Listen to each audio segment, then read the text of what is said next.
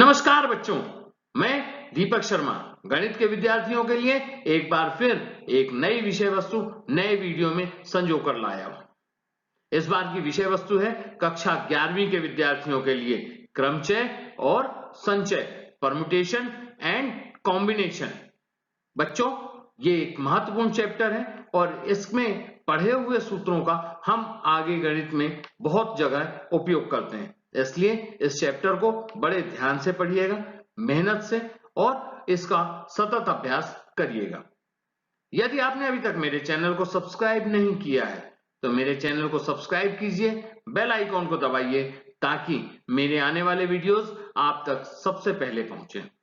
मेरे पुराने वीडियोस को देखने के लिए मैंने डिस्क्रिप्शन पे नीचे लिंक दी हुई है, उस लिंक की सहायता से आप मेरे सभी पुराने वीडियोस को देख सकते हैं।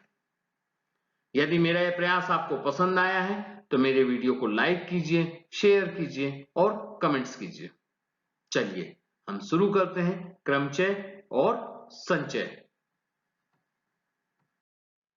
क्रमचय और संचय में सबसे पहले हम देखते हैं गणना का आधारभूत सिद्धांत या गणन सिद्धांत। यदि एक घटना n भिन्न तरीकों से घटित हो सकती है और उसके बाद एक अन्य घटना n भिन्न तरीकों से घटित होती है, तब दिए हुए क्रम में दोनों घटनाओं के भिन्न तरीकों से घटित होने की कुल संख्या कितनी होगी? m गुणे n होगी। ये याद रखना है। एक घटना कितने तरीकों से घट रही है? m, दूसरी घटना n तरीकों से, तो दोनों घटनाओं के घटित होने के तरीकों की संख्या कितनी हो जाएगी? m गुणे n हो जाएगी। ठीक है, इसको हम एक उदाहरण के माध्यम से समझते हैं। हमने यहाँ पर एक प्रश्न लिया हुआ है कि भोपाल से आगरा के बीच कुल 5 रेलगाड़ियां चलती हैं। कितने तरीकों से एक आदमी भोपाल से आगरा जाकर एक भिन्न गाड़ी द्वारा लौट सकता है?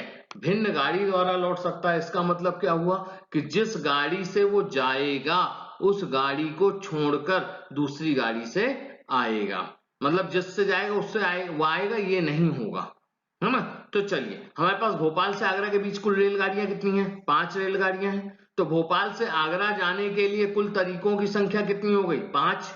चाहे पहली गाड़ी से जाए, चाहे दूसरी से जाए, चाहे तीसरे से जाए, चाहे चौथी से जाए, चाहे 5वीं से जाए, तो कुल तरीकों की संख्या कितनी हो गई? 5। अब जिस गाड़ी से वो गया, मान लो इस गाड़ी से गया तो इस गाड़ी को बढ़ा दिया, कितने बचे? 4। तो जिस गाड़ी से गया उस रेलगाड़ी को छोड़ करके दूसरी गाड़ी से वापस आना है, तो कुल वापस आने के लिए कितनी रेलगाड़ियां बची उसके पास? 4। तो वापस आने के तरीके कितने हो गए? 4। अब अगर कोई व्यक्ति भोपाल से आगरा जाकर दूसरी गाड़ी से वापस आता है तो कुल तरीकों की संख्या कितनी हो गई? तो m गुणे n मतलब 5 गुणे 4, क्रम से घटना घटित हो रही है ना, तो 5 गुणे 4 बराबर 20। क्लियर है यहाँ पे?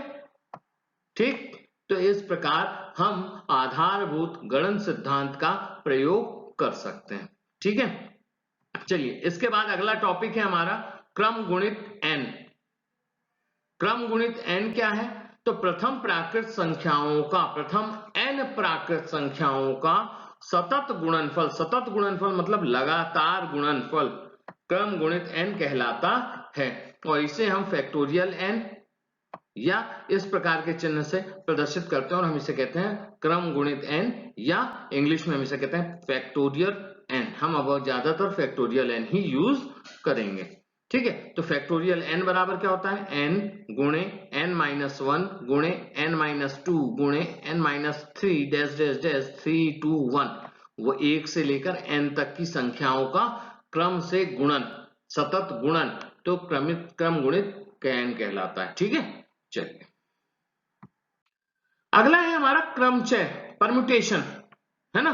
क्रमचय क्या होता है?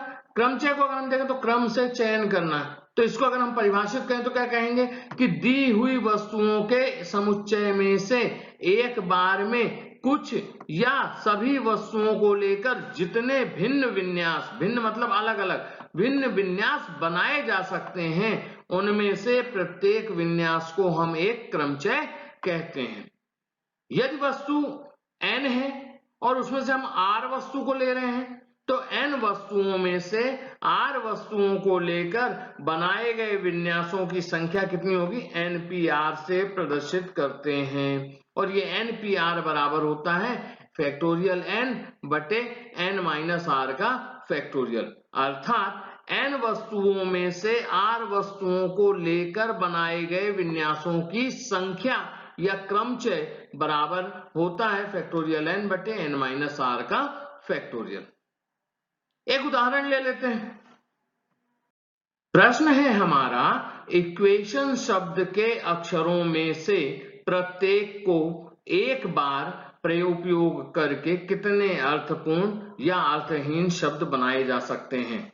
किसके शब्दों को, इक्वेशन EQUATION इक्वेशन शब्द के अक्षरों को में से प्रत्येक को लेकर कितनी बार लेना, केवल एक बार लेकर के अर्थपूर्ण हो या अर्थहीन हो कितने शब्द बनाए जा सकते हैं। कोई जरूरी नहीं कि उनका अर्थ निकल रहा हो, तो कितने शब्द बनाए जा सकते हैं इसको हम करके देख लेते हैं। हमारे पास कौन सा शब्द दिया है, इक्वेशन।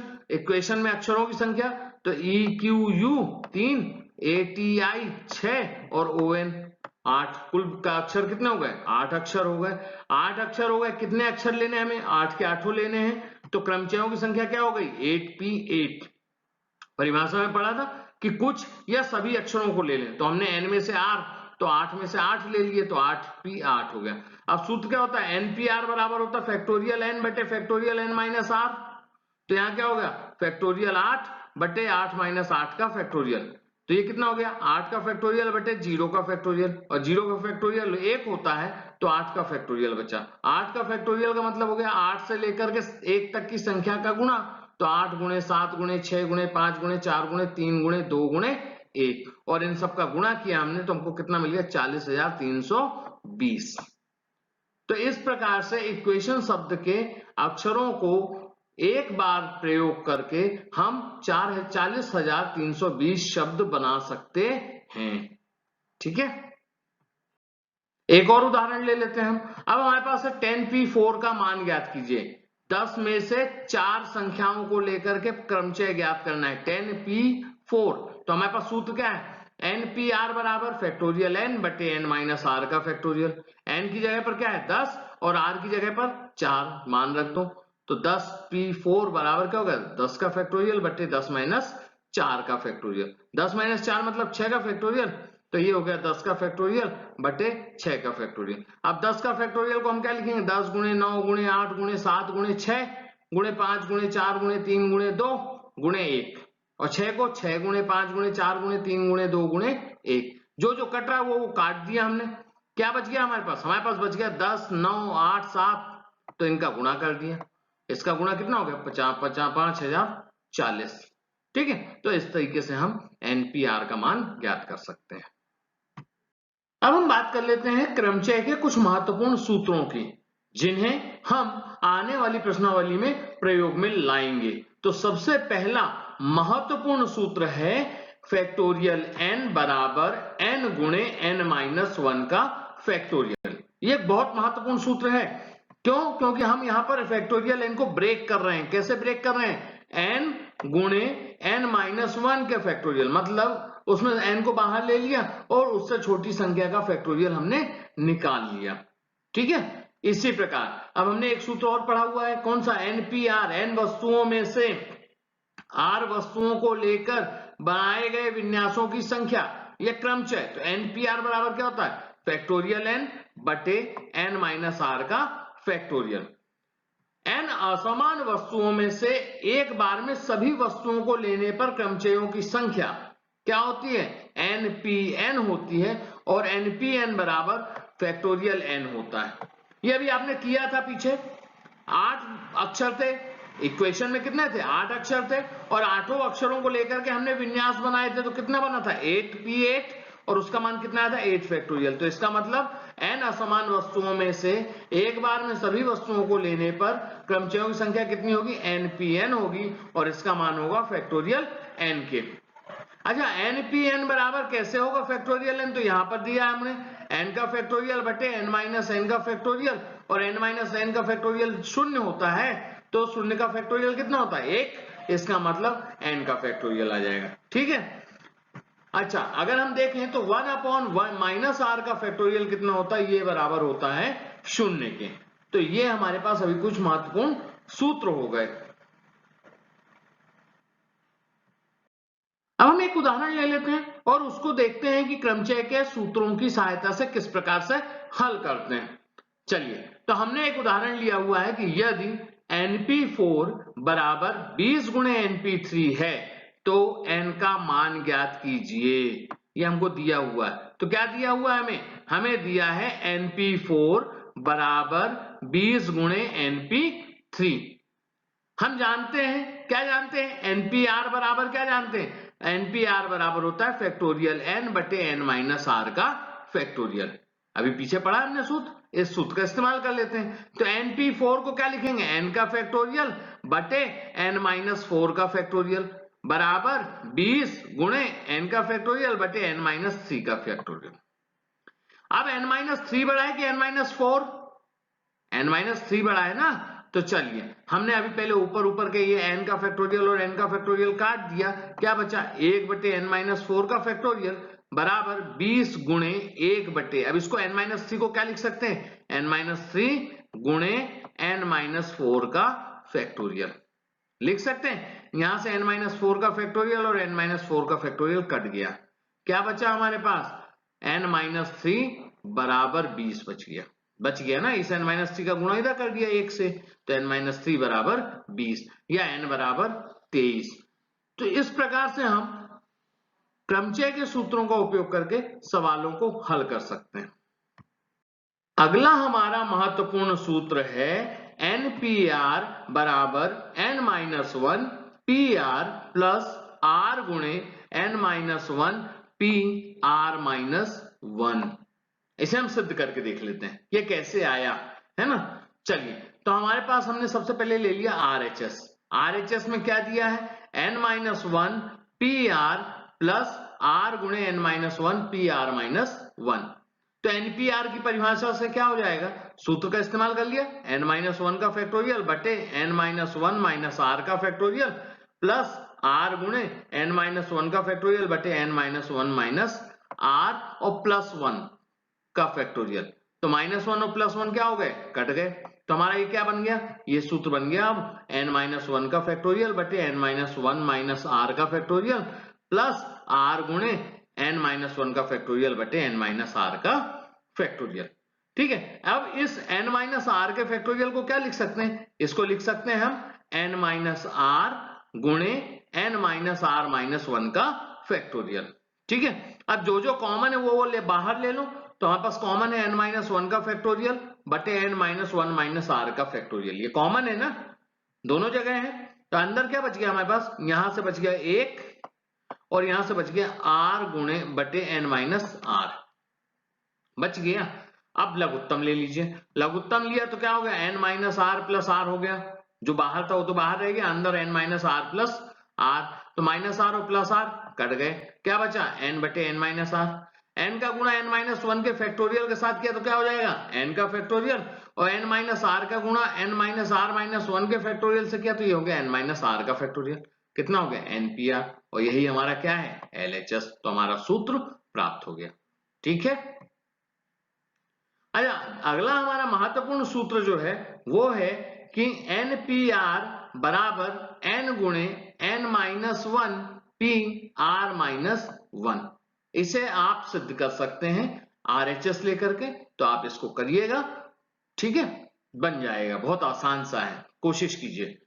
अगला सूत्र है, यदि n वस्तुओं में से m वस्तुएं एक प्रकार की हैं और n माइनस m वस्तुएं दूसरे प्रकार की हैं। देखो यहां पर दे रहा है m वस्तुएं एक प्रकार की हैं और शेष जो है वो दूसरे प्रकार की हैं, तब एक बार में सभी वस्तुओं को लेने पर क्रमचयों की संख्या क्या हो जाएगी, n का फैक्टोरियल बटे m का फैक्टोरियल गुणे n माइनस m का फैक्टोरियल। ठीक है, चलिए इनका उपयोग हम करके आगे सवालों में देखते हैं। हमने यहां पर एक उदाहरण लिया हुआ है, हमारे पास एक शब्द है मैथमेटिक्स, MATHEMATICS, मैथमेटिक्स। इस शब्द के सभी अक्षरों को एक साथ लेकर कितने क्रमचय बन सकते हैं? पहला प्रश्न। सभी अक्षरों को एक साथ लेकर कितने क्रमचय बन सकते हैं, ये पहला प्रश्न। और इनमें से कितने में स्वर एक साथ होंगे, मतलब सभी स्वरों को एक साथ रख लें तो कितने अक्षर बनेंगे, ये ज्ञात करना है। ठीक है, चलिए हमारे पास क्या है? शब्द है मैथमेटिक्स। मैथमेटिक्स में कुल कितने अक्षर हैं? तो देख लीजिए, MATH 4, EMAT 8 और ICS 11, तो कुल कितने अक्षर हो गए? 11। लेकिन इसमें कुछ शब्द दोहरा रहे हैं, अक्षर दोहरा रहे हैं। कौन कौन से? M 2 बार है, A 2 बार है और T 2 बार है। मतलब M 2 bar, A 2 bar, T 2 बार, बाकी सारे अक्षर एक एक बार है। तो मैथमेटिक्स शब्द से बनने वाले अक्षरों के विन्यास या क्रमचय क्या होंगे? कुल क्रमचय होगा 11 का फैक्टोरियल बटे 2 का फैक्टोरियल गुणे 2 का फैक्टोरियल गुणे 2 का फैक्टोरियल, है ना? दो दो बार जो जो चीजें उनको 2 2 से भाग दे दिए। हमारा कितना आ गया? ये आ गया आपका उत्तर 49,89,600। ठीक है, इस प्रकार से आ जाएगा। अब हमारा क्या कह रहा है? दूसरी चीज कह रही है कितने शब्दों में स्वर एक साथ होंगे। तो 4 स्वर हैं हमारे पास। कितने स्वर हैं? ए, ई, ए और आई। मैथमेटिक्स में कुल 4 स्वर हैं, है ना? 4 स्वर में 2 स्वर एक जैसे हैं, तो चारों स्वर को अगर हम एक अक्षर मान ले तो विन्यास क्या हो जाएगा? स्वरों का विन्यास हो जाएगा फैक्टोरियल 4 बटे फैक्टोरियल 2, मतलब कितना आ गया? 12। अच्छा, अब अगर हमने इन चारों स्वरों को एक अक्षर मान लिया तो एक अक्षर ये हो गया और बाकी अक्षर कितने बचे? 1 2 3 4 5 6 और 7 अक्षर बचे और एक ये स्वर, तो 8 अक्षर हो गए। तो स्वरों को एक मानने पर मैथमेटिक्स में कुल अक्षरों की संख्या कितनी हो गई? 8 हो गई। इसमें से M 2 बार है, T 2 बार है और शेष अक्षर एक बार है। तो इसका विन्यास क्या हो जाएगा? 8 का फैक्टोरियल बटे 2 फैक्टोरियल गुणे 2 फैक्टोरियल। तो कितना आ गया? 8 7 6। इसको हमने हल कर लिया, ये आ गया हमारे पास 10,080। तो कुल विन्यास क्या हो गया? चारों स्वर एक साथ हो तो कुल क्रमचयों की अभीष्ट संख्या कितनी हो जाएगी? 10,080 गुणे 12। ठीक है, 10,080 गुणे 12 किया तो कितना आ गया हमारा? 12 1,20,960। इस प्रकार से हम प्रश्नों को हल कर सकते हैं। ठीक है, एक और प्रश्न हम देख लेते हैं। हमारे पास दिया हुआ है 5 अंकों से, 5 अंक कौन कौन से दिए हैं? 0 1 2 3 और 4 से 5 अंकों की कितनी संख्याएं बन सकती हैं जबकि संख्याओं में कोई अंक एक बार से अधिक ना आए? ध्यान रखना है, हर अंक कितनी बार आ सकता है? एक बार ही आ सकता है। और हमें कितने अंकों की संख्या बनानी है? 5 अंकों की संख्या बनानी है। चलिए, 5 अंक दिए हैं और 5 अंकों की संख्या बनानी है। तो हमने क्या है? हमने एक सूत्र पढ़ा था कि n असमान वस्तुओं में से सभी वस्तुओं को लेकर बनने वाले क्रमचय। तो 5 अंकों में से 5 अंकों को लेकर बनी संख्याओं की संख्या, तो क्या हो जाएगा? 5p5। npn था ना, तो 5p5। और ये कितना होता है? 5p5 होता है 5 का फैक्टोरियल। तो 5 का फैक्टोरियल बराबर 5 गुणे 4 गुणे 3 गुणे 2 गुणे 1। तो ये कितना हो गया? 120। लेकिन अगर पहले सबसे शुरू में शून्य रख दें, सबसे शुरू में शून्य रख दें तो कितने अंक? शून्य को तो हम गिनते नहीं है। शून्य को गिनती में गिनते हैं क्या? नहीं गिनते। जो संख्याएं शून्य से शुरू होंगी वो कितने अंकों की होंगी? वो 4 अंकों की होंगी। शून्य से शुरू होने वाली संख्याएं कितने अंकों की होंगी?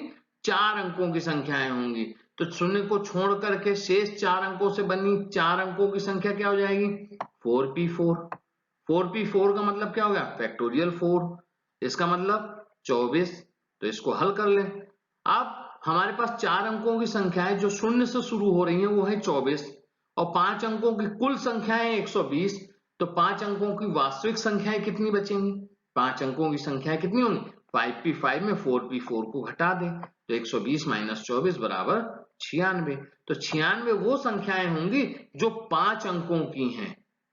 ठीक है, और इन 5 अंकों से मिलकर बनी हैं। 0 1 2 3 4 से मिलकर बनी 5 अंकों की संख्याएं कितनी होंगी? 96।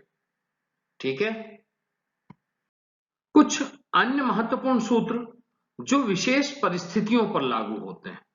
जैसे पहली परिस्थिति है n असमान वस्तुओं में से r वस्तुएं एक बार में लेने पर बने क्रमचयों की संख्या, जबकि किसी भी विन्यास में प्रत्येक वस्तु की पुनरावृत्ति r बार हो तो क्या होती है, n की पावर r होती है।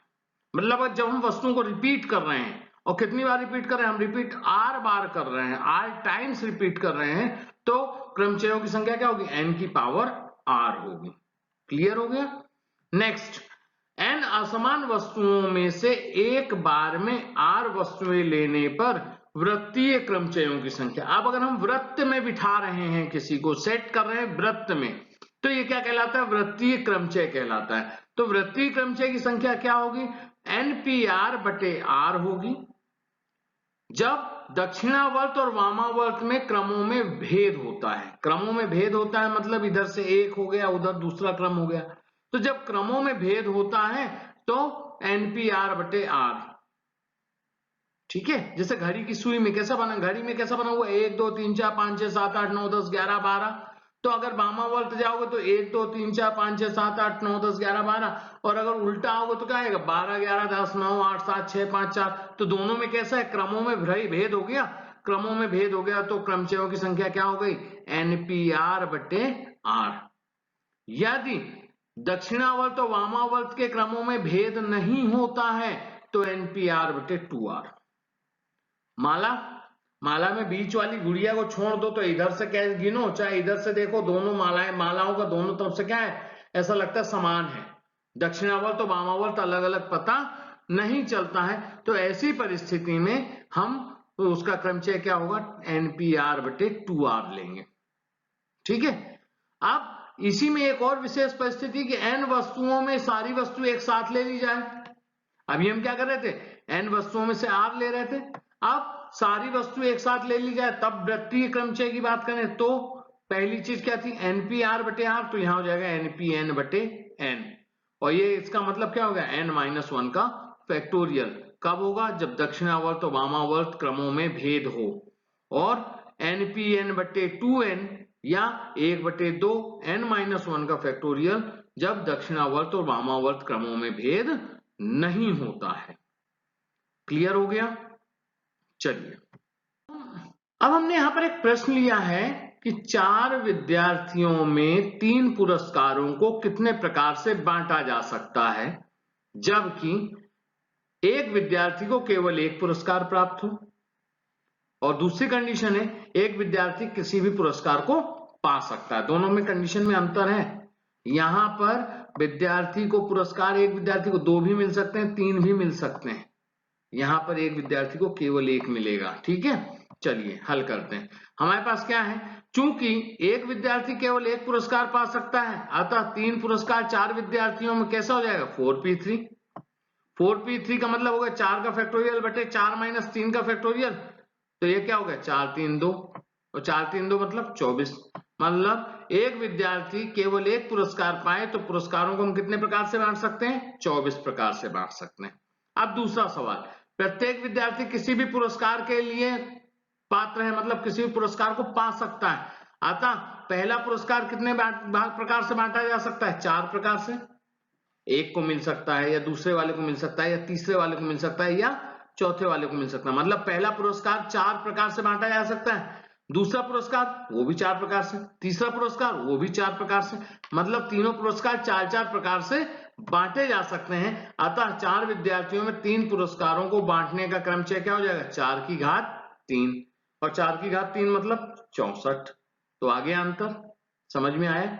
ये अभी हमने पढ़ा था, r बार पुनरावृत्ति हो रही है, तो यहाँ पर कितनी बार पुनरावृत्ति हो रही है, 3 बार हो रही है ना, तो 4 की घात 3 हो गया। ठीक है, यहां से भी आप समझ सकते हैं। एक और प्रश्न है हमारे पास, 8 फूलों की एक माला में फूलों को कितने प्रकार से व्यवस्थित किया जा सकता है। ठीक है, ये प्रश्न किसका है, तो हल देख लेते हैं। हम जानते हैं कि यदि एक बार में सभी वस्तुएं ली जाएं और दक्षिणावर्त और वामावर्त क्रमों में भेद नहीं होता, तब वृत्तीय क्रमचयों की संख्या कितनी होती है, npn बटे 2n। ये बराबर कितना होता है, 1/2 गुणे n-1 का फैक्टोरियल। तो 8 फूलों की माला में क्रमचयों की संख्या क्या हो जाएगी? 1/2 गुणे 8 माइनस 1। क्यों? क्योंकि 8 पूरा के पूरा फूल ले लिए, तो 8 माइनस 1 का फैक्टोरियल। तो ये क्या होगा? 1/2 गुणे 7 का फैक्टोरियल। 7 का फैक्टोरियल होगा तो 7 गुणे 6 गुणे 5 गुणे 4 गुणे 3 गुणे 2 लिख सकते हैं। 2 से 2 कट गया, कितना बचा? जो बचा उसका मान आ गया 2520। ठीक है। एक और प्रश्न हमने लिया, 3 पुरुष और 3 महिलाओं को एक गोलमेज के चारों ओर कितने प्रकार से बिठाया जा सकता है कि 2 महिलाएं एक साथ ना बैठें? 3 पुरुष हैं हमारे पास, है ना? 3 पुरुषों को बैठाने का विन्यास क्या हो जाएगा? 3 माइनस 1 का फैक्टोरियल। क्यों? क्योंकि पुरुष अगल बगल बैठेंगे तो क्या होगा? दक्षिणावर्त और वामावर्त में भेद हो जाएगा ना, तो n-1 का फैक्टोरियल, तो 3-1 का फैक्टोरियल मतलब 2 का फैक्टोरियल। 2 का फैक्टोरियल मतलब 2। अब 3 पुरुषों के बीच में 3 सीटें खाली हो गई, हो जाएंगी कि नहीं हो जाएंगी? ये एक पुरुष बैठ गए, ये दूसरा पुरुष बैठ गए और ये तीसरे पुरुष बैठ गए। अब इनके बीच में कौन कौन सी सीट खाली है? 1, 2 और 3 सीटें खाली। इन 3 सीटों पर महिलाओं को बिठाना है, तो महिलाएं कितने प्रकार से बैठेंगी? फैक्टोरियल 3 प्रकार से। फैक्टोरियल 3 कितना होता है? 6। ठीक है। और 2 महिलाएं साथ में भी नहीं होंगी, नहीं होंगी ना, क्योंकि वो बीच बीच में बैठ रही हैं। तो कुल कितने प्रकार से बिठाया जा सकता है? कुल प्रकार बैठाने के प्रकार हो गए 3 फैक्टोरियल गुणे 2 फैक्टोरियल, मतलब 2 गुणे 6 बराबर 12। ठीक है। अब हम देखते हैं संचय। संचय क्या है? संचय होता है दी हुई वस्तुओं में से एक बार में कुछ अथवा सभी वस्तुओं को लेकर जितने भिन्न भिन्न समूह या संग्रह। देखो अभी वहां पर क्या था? विन्यास था। यहां विन्यास नहीं कह रहा है, यहां समूह कह रहा है, मतलब क्रम से जमाने की बात ही नहीं है। तो दी हुई वस्तुओं में से एक बार में कुछ अथवा सभी वस्तुओं को लेकर जितने भिन्न भिन्न समूह या संग्रह बनाए जा सकते हैं, प्रत्येक समूह को हम एक संचय कहते हैं। संचय के लिए n वस्तुओं में से r वस्तुओं को लेकर के जब हम संग्रह या समूह बना रहे हैं तो संग्रहों की संख्या क्या कहलाती है? NCR कहलाती है, या इसे हम CNR ऐसा भी लिखते हैं। NCR बराबर होता है n का फैक्टोरियल बटे r का फैक्टोरियल गुणे n-r का फैक्टोरियल। ये ध्यान रखना है। अंतर क्या आ गया? NPR में n का फैक्टोरियल बटे r n-r का फैक्टोरियल होता था, लेकिन NCR में क्या हो गया? n का फैक्टोरियल बटे r का फैक्टोरियल गुणे n-r का फैक्टोरियल। व्यवस्था क्रम से जमाने वाला काम नहीं। हम एक प्रश्न ले लेते हैं, NC14 बराबर NC16 है, तब हमें 32CN का मान ज्ञात करना है। ठीक है। हम जानते हैं NCR बराबर क्या होता है? फैक्टोरियल n बटे n-r का फैक्टोरियल गुणे r का फैक्टोरियल। तो हमको क्या दिया है? NC14 बराबर NC16, तो NC14 का मान क्या होगा? फैक्टोरियल n बटे 14 का फैक्टोरियल गुणे n-14 का फैक्टोरियल बराबर n का फैक्टोरियल बटे 16 का फैक्टोरियल गुणे n-16 का फैक्टोरियल। हो गया। अच्छा, NC, अब इसको हम हल कर लें तो n का फैक्टोरियल और n का फैक्टोरियल कट गया और तिर्यक गुणा हो गया, तो ये हो गया 16 का फैक्टोरियल गुणे n-16 का फैक्टोरियल बराबर 14 का फैक्टोरियल गुणे n-14 का फैक्टोरियल। अच्छा, 16 को हम लिख सकते हैं 16 गुणे 15 गुणे 14 का फैक्टोरियल, लिख सकते हैं, हमने लिख लिया। n-16 का फैक्टोरियल ज्यों का त्यों, 14 का फैक्टोरियल ज्यों का त्यों, और n-14 को हम लिख सकते हैं n-14 गुणे n-15 और गुणे n-16 का फैक्टोरियल। तो ये n-16 का फैक्टोरियल n-16 के फैक्टोरियल से कट गया, 14 का फैक्टोरियल 14 के फैक्टोरियल से कट गया, क्या बचा हमारे पास? 16 गुणे 15 मतलब 240 बराबर n-14 गुणे n-15, गुणा कर दो तो 240 बराबर क्या हो गया? n² minus 29n plus 210। 240 को घर ले जाके घटा दिया तो हो गया n² माइनस 29n माइनस 30 बराबर 0। गुणनखंड कर दिया तो n-30 और n+1 मिल गया हमको। n बराबर 30 हो गया, n बराबर -1। चूंकि n का मान क्या है? ऋणात्मक नहीं हो सकता है, इसलिए n बराबर क्या होगा? धन का 30 होगा। अब हमें क्या निकालना है? 32C 30, तो 32C 30 बराबर क्या हो गया? 32 का फैक्टोरियल बट्टे 30 का फैक्टोरियल गुणे 32 माइनस 30 का फैक्टोरियल। कर लो, इसको किया तो ये 30 का फैक्टोरियल कर गया, 32 16 दूनी 32 हो गया, तो 16 गुणे 31 बराबर 496। तो इस प्रकार से हम संचय के सूत्रों का इस्तेमाल करके सवालों को हल कर सकते हैं। अब हम पढ़ते हैं संचय या कॉम्बिनेशन के कुछ महत्वपूर्ण सूत्र, है ना। पहला सूत्र है फैक्टोरियल आर गुणे एनसीआर बराबर एनपीआर। ये जो सूत्र है एन आर फैक्टोरियल गुणे एनसीआर बराबर एनपीआर, ये वस्तुओं के क्रमचय और संचय के मध्य संबंध को स्थापित करता है, संबंध को बताता है कि एनपीआर बराबर होता है फैक्टोरियल आर गुणे एनसीआर के। दूसरा, NC0 या NCN, n वस्तुओं में से शून्य वस्तु ली जाए या n वस्तुओं में से n वस्तु ली जाए, उनका जो संचय होता है, कॉम्बिनेशन होता है, वो 1 के बराबर होता है। ठीक है, NC1 बराबर NCN-1 और ये बराबर होता है n के। ठीक है, ये सब आप निकाल सकते हैं। और NCR बराबर होता है NCN-R, ये भी एक सूत्र है, इसको भी आप निकाल सकते हैं, सिद्ध कर सकते हैं कि NCR बराबर NCN-R के। NCR प्लस NCR-1 बराबर होता है N+1 CR के, इसको भी आप सिद्ध कर सकते हैं।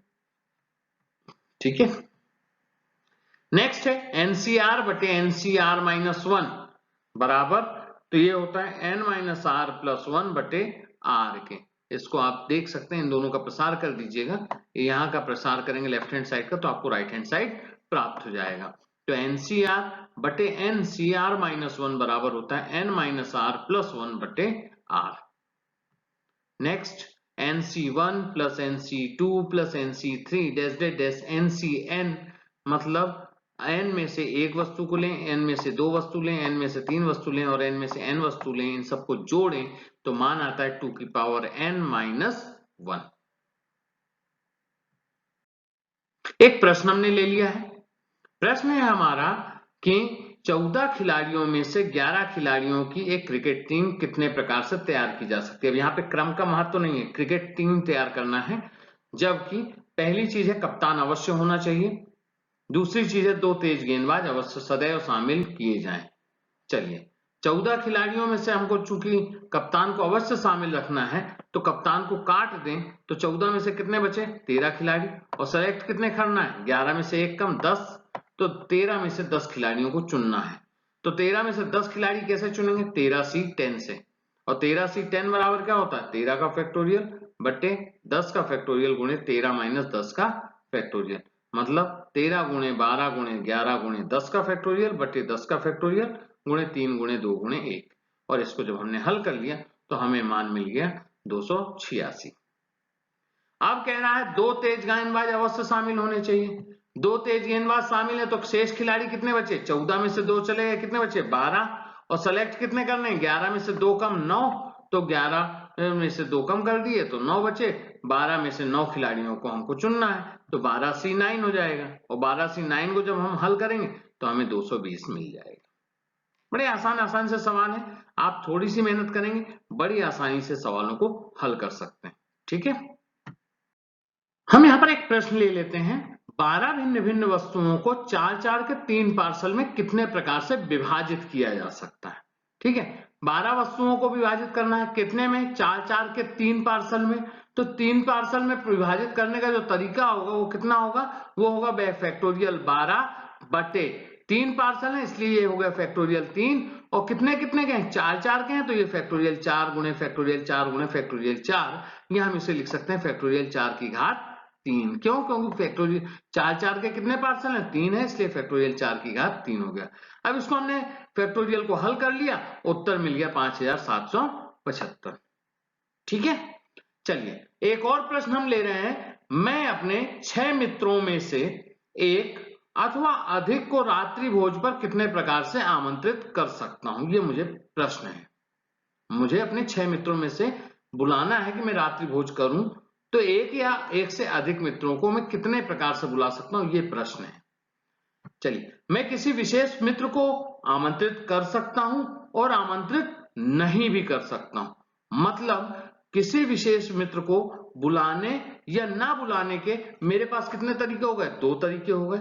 या तो मैं बुलाऊंगा या नहीं बुलाऊंगा, तो दो तरीके हो गए। ठीक है, इस प्रकार मेरे पास प्रत्येक मित्र को बुलाने या ना बुलाने के दो तरीके हो गए। मेरे कुल मित्र कितने हैं, 6। तो 6 मित्रों को बुलाने या ना बुलाने के तरीकों की संख्या कितनी हो गई, 2 की घात 6 हो गई। मतलब मैं या तो मित्रों को बुलाऊंगा या ना बुलाऊंगा। लेकिन एक स्थिति ऐसी है कि जब मेरा कोई भी मित्र ना आए या मैं किसी भी मित्र को ना बुलाऊं, ऐसी तो स्थिति है नहीं। मुझे उसको, मैंने क्या कहा है, मैं एक या एक से अधिक मित्रों को बुलाना चाहता हूं। मैंने ये नहीं कहा कि मैं किसी मित्र को नहीं बुलाना चाहता हूं। तो वो स्थिति क्या होगी, मुझे घटाना पड़ेगा। तो 6 मित्रों में से एक या एक से अधिक मित्रों को बुलाने के तरीकों की संख्या कितनी हो जाएगी, 2 की घात 6 माइनस 1। तो 64 माइनस 1 बराबर 63 हो जाएगी। ठीक है, समझ में आया। प्रश्न पे ध्यान दीजिए, प्रश्न क्या कह रहा है, एक अथवा अधिक को, ये नहीं कह रहा कि मैं शून्य किसी को नहीं बुला रहा हूं, बुला रहा हूं ये भी तय है, पर किसको, एक या एक से अधिक। तो जब मैंने बुलाया और ना बुलाया तो दो तरीके थे। तो 6 मित्रों को बुलाने या ना बुलाने के तरीके कितने हो गए, 2 की घात 6। और इसमें वह तरीका भी शामिल है जिसमें किसी भी मित्र को नहीं बुलाया है, तो उसको हमने घटाना पड़ेगा, इसलिए ये घटाने की प्रक्रिया है। क्लियर है। चलिए एक और प्रश्न ले लेते हैं। एक चुनाव में प्रत्याशियों की संख्या चुने वाले सदस्यों से चुने जाने वाले सदस्यों की संख्या से एक अधिक थी और प्रत्येक व्यक्ति अपना मत 30 प्रकार से दे सकता है। हमने आपको फाइनल बता दिया है कि एक व्यक्ति अगर मत देने चाहता है तो वो अपना मत 30 प्रकार से, 30 विभिन्न प्रकारों से अपना मत दे सकता है। प्रत्याशियों की संख्या ज्ञात करना है। ठीक है, मान लेते हैं कि प्रत्याशियों की संख्या कितनी है, n, और मतदाता अपना मत जो है वो 1 2 3 कुल n-1 चुने जाने वाले सदस्यों की संख्या के बराबर प्रत्याशियों को दे सकता है ना। अगर हमारे पास चुने जाने वाले प्रत्याशियों की संख्या n है तो सदस्यों की संख्या क्या होगी, n-1। तो एक मतदाता अपना मत कितने प्रकार से दे सकता है, 1 2 3 या n-1, एक प्रत्याशी को इतने मत दे सकता है वो। इसका मतलब क्या हो गया, इसका मतलब ये हो गया कि NC1 NC2 NC3 और NCn-1 बराबर कितना हो गया, 30। हमने आपको पहले ही बताया कि कितने प्रकार से अपना मत दे सकता है, 30 प्रकार से। तो NC1 से लेकर के NCn-1 तक को जोड़ दें और ये मान किसके बराबर हो गया, 30 के। लेकिन हम जानते हैं कि NC1 से लेकर के NCn तक का मान कितना होता है, 2 की पावर n-1 होता है। इसका मतलब NC1 से लेकर के NCn-1 तक क्या हो जाएगा, 2 की पावर n-1 माइनस NCn हो जाएगा। और ये मान किसके बराबर है, ये 30 के बराबर है। तो 30 बराबर हो गया 2 की पावर n-1 माइनस 1, है ना। तो 2 की पावर n-2 बराबर 30। तो 2 की पावर n बराबर कितना हो गया, 32। 2 की पावर n बराबर 32 मतलब 2 की घात 5 बराबर 32 ना। तो n बराबर कितना हो गया, 5। ठीक है, इस प्रकार से हम इस प्रश्न को हल कर सकते हैं। एक और प्रश्न हम ले लेते हैं। इस बार हमने लिया 7 लड़कों और 5 लड़कियों में से 6 सदस्यों की एक समिति बनाना है। हमको बताना है कि समिति कितने प्रकार से बनाई जा सकती है, जबकि पहली शर्त है कि 2 लड़कियां हों, दूसरी शर्त है कम से कम 2 लड़कियां हों। दोनों में अंतर है, इसमें कम से कम शब्द यूज नहीं किया, मतलब 2 लड़कियां फिक्स हैं। इसमें कम से कम 2 हो मतलब 2 से ज्यादा भी हो सकती हैं, इसमें नहीं हो सकती। चलिए हमें क्या दिया है, हमें दिया है 7 लड़के और 5 लड़कियों की समिति बनाना है। चूंकि पहली शर्त में कह रहा है कि समिति में 2 लड़कियां हैं, इसका मतलब 5 में से 2 लड़कियों को चुनना है और 7 में से 4 लड़कों को चुनना है। तो 5 में से 2 लड़कियों को चुनने के प्रकार क्या होगा, 5C2। 7 में से 4 लड़कों को चुनने के कितने प्रकार हो गए, कितने प्रकार हो गए, 7C4। तो कुल समिति को बनाने के लिए प्रकार क्या हो गए, 5C2 गुणे 7C4। और इसको हमने हल कर लिया तो हमारा आंसर कितना आ गया? आंसर आ गया 350। ठीक है, ये तो हमने पहली कंडीशन हल कर ली। कब? जब दो लड़कियां हों। बहुत सिंपल सी थी। अब कम से कम दो लड़कियां हों। दूसरी स्थिति, जब हमारे पास कम से कम दो लड़कियां हों, ऐसी स्थिति में हमारे पास समिति बनाने के लिए विभिन्न स्थितियां पैदा होंगी। पहली स्थिति क्या होगी कि दो लड़कियां हों और चार लड़के हों। दो लड़कियां और चार लड़कों को लेकर के अगर हम समिति बनाते हैं तो तरीका क्या हो जाएगा? अभी हमने बनाया 5C2 गुणे 7C4। अब दूसरी स्थिति क्या हो सकती है? दूसरी स्थिति ये हो सकती है तीन लड़कियां हों और तीन लड़के हों। तो इसकी तरीका क्या हो जाएगा? 5C3 गुणे 7C3। इसको भी हल कर लेते हैं। हल किया तो कितना आ गया? 350। तीसरी स्थिति, चार लड़कियां हों और दो लड़के हों। चार लड़कियां और दो लड़के होंगे तो क्या हो जाएगा? 5C4 गुणे 7C2। 5C4 गुणे 7C2 को हल किया तो कितना है? 105। पांच लड़कियां हों और एक लड़का हो। पांचों लड़कियां ले ली हमने तो 5C5 गुणे 7C1। 5C5 का मान 1 हो गया और 7C1 का मान 7, तो 7 हो गया। इसका मतलब समिति कम से कम दो लड़कियां हो तब समिति बनाने के तरीके कितने प्रकार से समिति बनेगी? 5C2 इंटू 7C4 पहली तरीका, प्लस दूसरा तरीका, प्लस तीसरा, प्लस चौथा, चारों को जोड़ दिया तो कितना हो गया? 350 धन 350 धन 105 धन 7 बराबर 812। ठीक है, समझ में आ गया? तो बच्चों, इस प्रकार से हमारा ये क्रमचय और संचय का पाठ पूरा होता है। आपसे उम्मीद करता हूं और आपको सजेस्ट करता हूं कि आप इस पाठ को बड़ी मेहनत और पूरे ध्यान से पढ़िएगा। ये पाठ एक महत्वपूर्ण पाठ है। इसके सहायता से आगे हम द्विपद प्रमेय को हल करेंगे। तो अगर आपको मेरा ये प्रयास पसंद आया है तो लाइक कीजिए, शेयर कीजिए और कमेंट्स कीजिए। अगले वीडियो में हम पढ़ेंगे द्विपद प्रमेय। तब तक के लिए जय हिंद, जय भारत।